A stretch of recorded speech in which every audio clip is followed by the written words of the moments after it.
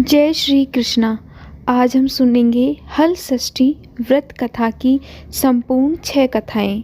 तो वीडियो को आखिर तक जरूर देखिएगा क्योंकि सभी कथाएं अति पावन और मनवांछित फल देने वाली हैं। और मेरा विश्वास है कि सभी कथाओं को सुनने मात्र से ही आपकी सभी इच्छाएं पूरी हो सकती हैं। इस व्रत को विशेषकर नवविवाहित स्त्रियां पुत्र कामना से और विवाहित स्त्रियां अपनी पहली संतान प्राप्ति पर संतान की दीर्घायु कामना से करती हैं। बलराम जी का संबंध हल से है और कृष्ण जी का संबंध गोपालन से, इसीलिए इस व्रत में हल तथा गो दोनों का पूजन किया जाता है।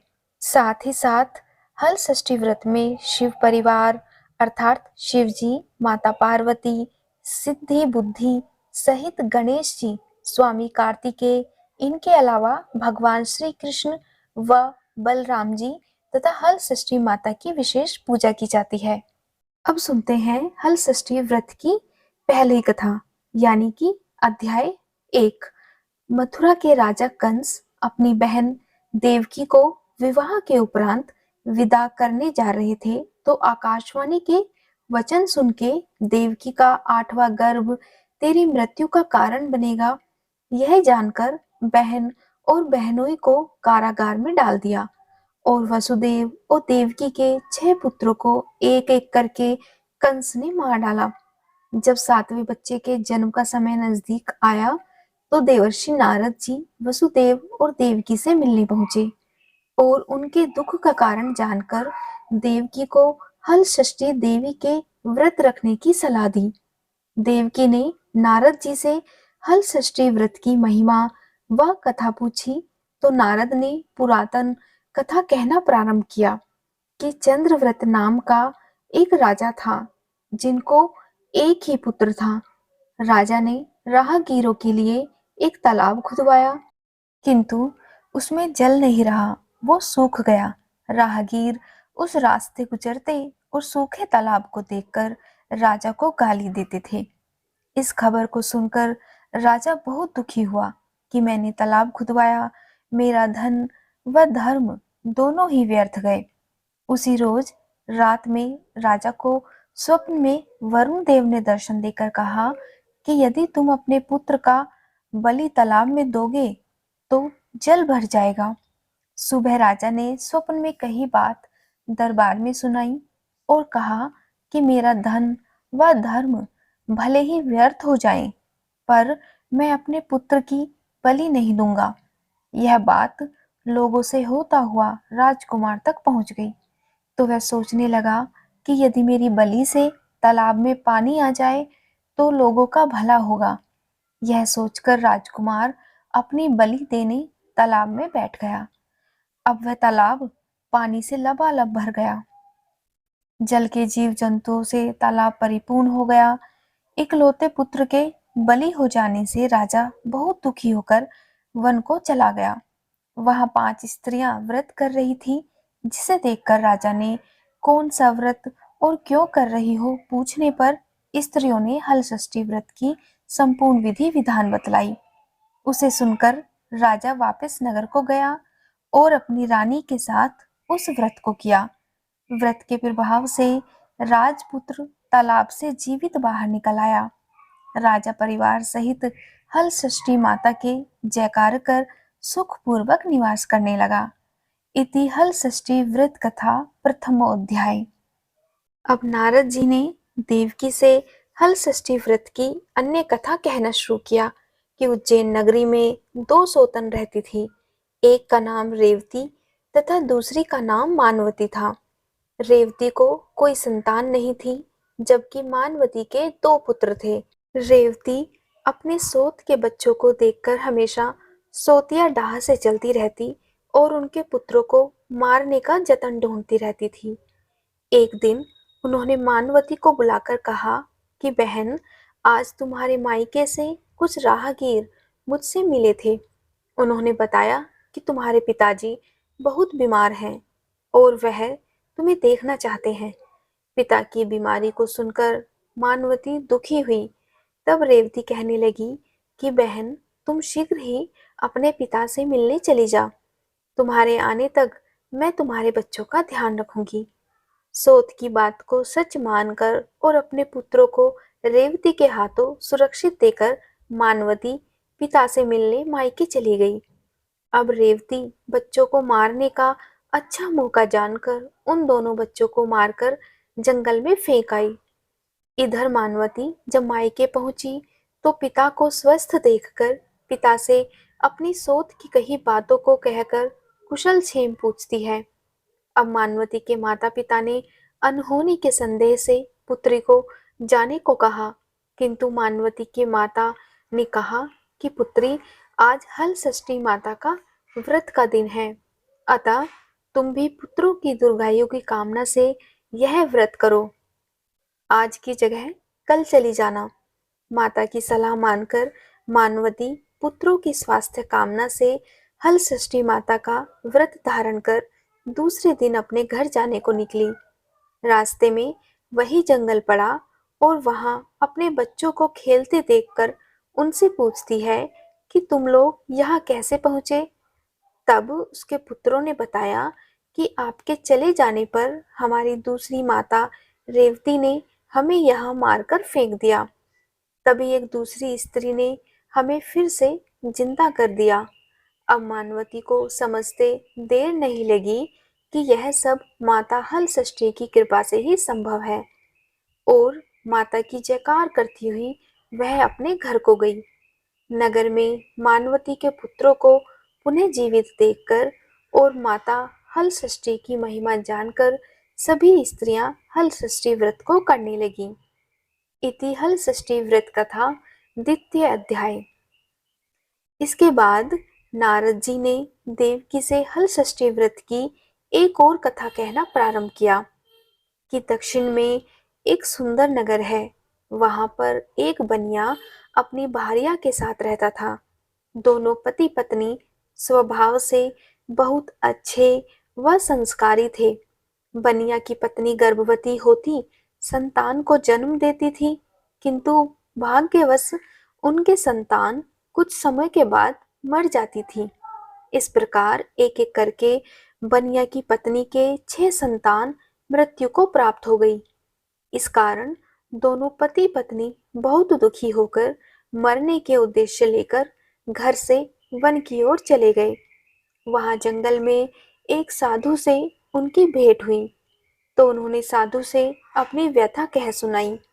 साधु ने ध्यान लगाकर देखा कि बनिया के संतान कहाँ हैं।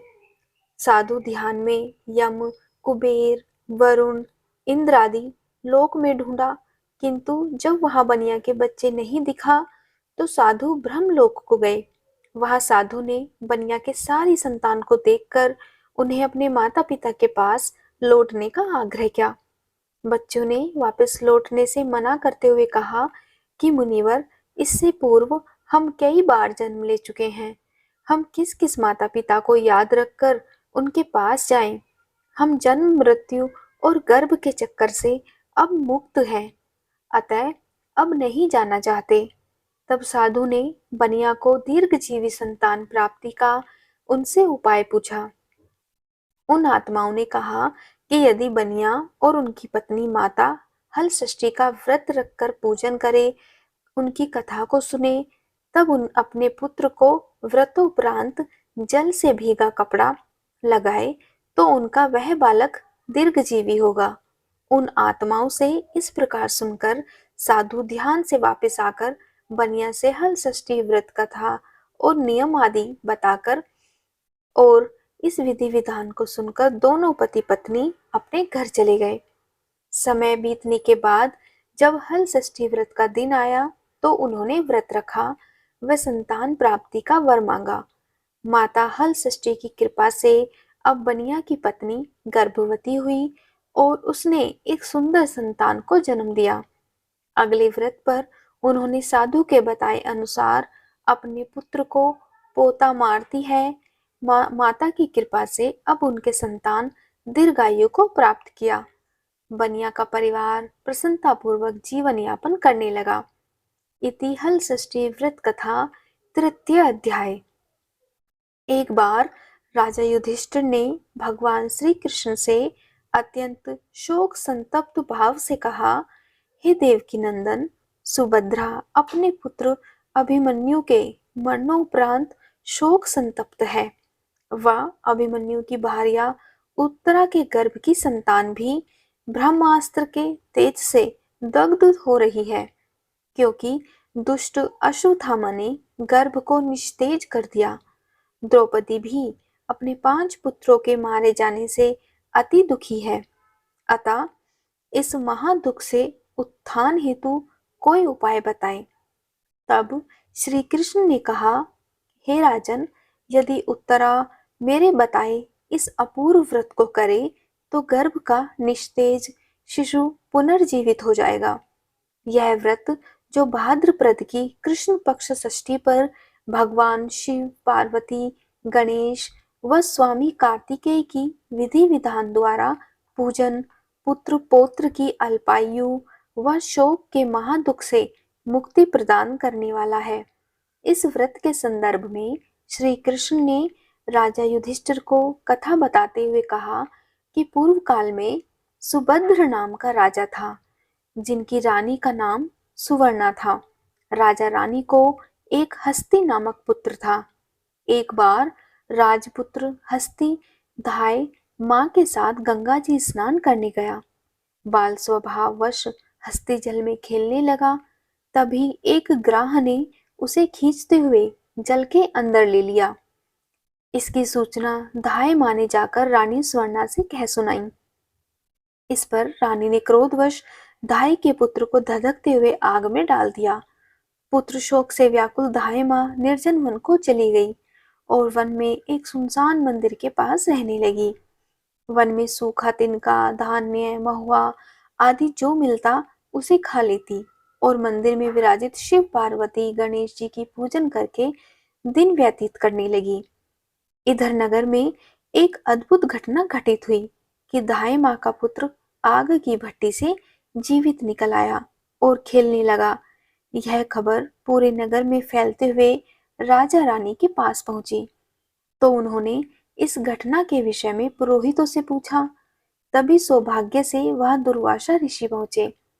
राजा रानी ने ऋषि का पूजन करके धाय पुत्र को जीवित हो जाने का कारण पूछा, तो दुर्वासा ऋषि ने कहा कि राजन, आपके डर से धाय जंगल में एकांत होकर व्रत किया करती है। यह सब उसी व्रत का प्रभाव है। अब राजा रानी सभी नगरवासियों के साथ दुर्वासा ऋषि की अगुवाई में उस जंगल में धाय माता के पास उस व्रत के विषय में अधिक जानकारी पूछने के लिए गए। तब धाय ने कहा कि राजन, मैं पुत्र शोक से दुखित होकर यहाँ रहने लगी और यहाँ व्रत ग्रहण कर भगवान शिव, पार्वती, गणेश जी व स्वामी कार्तिकेय का पूजन करके सूखा तिनका, धान्य, महुआ आदि खाकर रहने लगी। तब रात को मेरे स्वप्न में शिव परिवार के दर्शन हुए और तुम्हारा पुत्र जीवित हो जाएगा, यह वरदान दिया। अब रानी ने व्रत की विधि विधान को पूछा, तो दुर्वासा ऋषि ने हल सृष्टि व्रत की संपूर्ण विधि उनको बतलाई। राजा रानी ने हल सृष्टि व्रत की महिमा जानकर व्रत को किया। व्रत के प्रभाव से राजपुत्र हस्ती ग्राह के चंगुल से छूटकर खेलते हुए नगर आ गया। अपने पुत्र को पाकर राजा रानी बहुत सुखी हुए और धाय भी पुत्र के साथ प्रसन्न होकर निवास करने लगी। वही बालक हस्ती आगे चलकर परम प्रतापी हुआ और अपने नाम से हस्तिनापुर को बसाया। इस प्रकार भगवान श्री कृष्ण ने युधिष्ठिर से हल षष्ठी व्रत की महिमा का ज्ञान देते हुए कहा कि हल षष्ठी व्रत कथा पहले नारद जी से सुन मेरी माता देवकी ने इस व्रत को सबसे पहले किया, जिसके प्रभाव से उनके आने वाले संतान की रक्षा हुई। अब भगवान श्री कृष्ण से सुनकर युधिष्ठिर ने इस व्रत को उत्तरा द्वारा करवाया। व्रत के प्रभाव से उत्तरा का अश्वत्थामा द्वारा नष्ट हुआ गर्भ पुनः जीवित हो गया तथा प्रसव के बाद बालक का जन्म हुआ, जो कालांतर में राजा परीक्षित नाम से प्रसिद्ध हुआ। इति हल षष्ठी कृष्ण युधिष्ठिर संवाद कुल पलाश नाम का व्रत कथा चौथा अध्याय। प्राचीन काल में एक ग्वालिन थी। उसका प्रसव काल अत्यंत निकट था। एक ओर वह प्रसव से व्याकुल थी, तो दूसरी ओर उसका मन बहुत ही बेचैन था। उसका मन दूध और दही बेचने में लगा हुआ था। तब उसने सोचा कि यदि प्रसव हो गया तो गोरस यूं ही पड़ा रह जाएगा। यह सोचकर उसने दूध और दही के घड़े सिर पर रखे और बेचने के लिए चल दी। किंतु कुछ दूर पहुंचने पर उसे असहनीय प्रसव पीड़ा हुई। वह एक झरबेरी की ओट में चली गई और वहां उसने एक बच्चे को जन्म दिया। वह बच्चे को वहीं छोड़कर पास के गांवों में दूध दही बेचने चली गई। संयोग से उस दिन हल षष्ठी का दिन था। गाय भैंस के मिले हुए दूध को केवल भैंस का दूध बताकर उसने सीधे साधे गांव वालों को बेच दिया। उधर जिस झरबेरी के नीचे उसने अपने बच्चे को छोड़ा था, उसके समीप ही खेत में एक किसान हल चला रहा था। अचानक उसके बैल भड़क उठे और हल का फल शरीर में घुसने से वह बालक मर गया। इस घटना से किसान बहुत दुखी हुआ। फिर भी उसने हिम्मत और धैर्य से काम लिया और झरबेरी के कांटों से ही बच्चे के चिरे हुए पेट में टाके लगाए और उसे वहीं छोड़कर वह चला गया। कुछ देर बाद ग्वालिन दूध बेचकर वहां आ पहुंची। बच्चे की ऐसी दशा देखकर उसे समझते देर नहीं लगी कि यह सब उसके पापों की ही सजा है। तब वह सोचने लगी कि यदि मैंने झूठ बोलकर गाय का दूध नहीं बेचा होता और गांव की स्त्रियों का धर्म भ्रष्ट नहीं किया होता, तो मेरे बच्चे की यह दशा न होती। इसलिए मुझे लौटकर यह सब बातें गांव वालों को बताकर अपना प्रायश्चित करना चाहिए। ऐसा निश्चय करके वह उस गांव में पहुंची जहां उसने दूध दही बेचा था और उसने सबको जाकर अपनी गलती बताई। तब स्त्रियों ने स्वधर्म रक्षार्थ और उस पर रहम खाकर उसे क्षमा कर दिया। जब वह वापस झरबेरी के नीचे पहुंची तो यह देखकर आश्चर्यचकित रह गई कि वहां उसका पुत्र जीवित अवस्था में पड़ा है। तभी उसने स्वार्थ के लिए झूठ बोलने को ब्रह्म हत्या के समान समझा और कभी भी झूठ न बोलने का प्रण किया। इति हल षष्ठी व्रत कथा पंचमो अध्याय। एक बार काशीपुरी में देवरानी व जेठानी रहती थी। देवरानी का नाम तारा व जेठानी का नाम विद्यावती था। दोनों ही नाम अनुरूप तारा उग्र स्वभाव तथा विद्यावती अति दयालु थी। एक दिन दोनों ही ने खीर पकाकर ठंडी करने के लिए खीर को आंगन में रख दिया और बातें करने लगी और अंदर बैठ गई। तभी दो कुत्ते खीर देखकर खाने लगे। अब आवाज सुनकर दोनों देवरानी व जेठानी बाहर आई तो अपनी खीर को कुत्तों को खाते देखा। विद्यावती अपनी खीर को झूठन जानकर बचा शेष को भी कुत्ते के सामने पुनः डाल आई और तारा ने दूसरे कुत्ते को एक कमरे में बंद करके खूब मारने लगी। जैसे तैसे वह कुत्ता अपनी जान बचाकर बाहर भागा तो दूसरे ही दोनों कुत्ते एक जगह मिलते हैं और एक दूसरे का हाल पूछते हैं। इस पर विद्यावती के खीर खाने वाला कुत्ता कहता है कि वह स्त्री बहुत ही दयालु थी, उसने मुझे बाकी बची खीर भी खाने को दे दी। ईश्वर करे कि जब मेरा दूसरा जन्म हो तो मैं उसी की संतान बनूं और उनकी खूब सेवा करूं। अब दूसरा कुत्ता कहता है कि मैं भी उसी औरत की संतान बनूं जिससे कि मैं उनसे बदला ले सकूं। उस दिन हल षष्ठी व्रत था। तारा की मार से बेदम वह कुत्ता मर गया। अगली हल षष्ठी व्रत के दिन तारा ने एक पुत्र को जन्म दिया। जन्म के बाद वह बालक अगली हल षष्ठी व्रत के दिन मर गया। इसी प्रकार तारा ने एक एक करके 5 पुत्रों को जन्म दिया।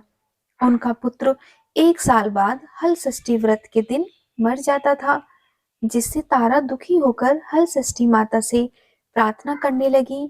उसी रात सपने में तारा ने वही कुत्ता देखा जो उसकी मार से मरा था। कुत्ते ने सपने में तारा से कहा कि मैं तुमसे बदला लेने के उद्देश्य से तुम्हारा पुत्र बनकर आता हूँ और मरकर पुनः आता हूँ। जब तारा ने अपने अपराधों के लिए क्षमा मांगी, तो उस कुत्ते ने कहा कि तुम हल षष्ठी व्रत करो, जिससे तुम्हें दीर्घजीवी पुत्र की प्राप्ति होगी। सपने में कही विधि अनुसार तारा ने अगली बार हल षष्ठी व्रत को किया और माता से आशीर्वाद मांगा। तब हलषष्ठी माता की कृपा से तारा ने दीर्घजीवी संतान को जन्म दिया और प्रसन्न पूर्वक जीवन यापन करने लगी। इधर विद्यावती ने भी हलषष्ठी व्रत करके माता की कृपा से एक सुंदर सुशील पुत्र को जन्म दिया और सुखपूर्वक निवास करने लगी। इति हलषष्ठी व्रत कथा का छठा अध्याय समाप्त होता है।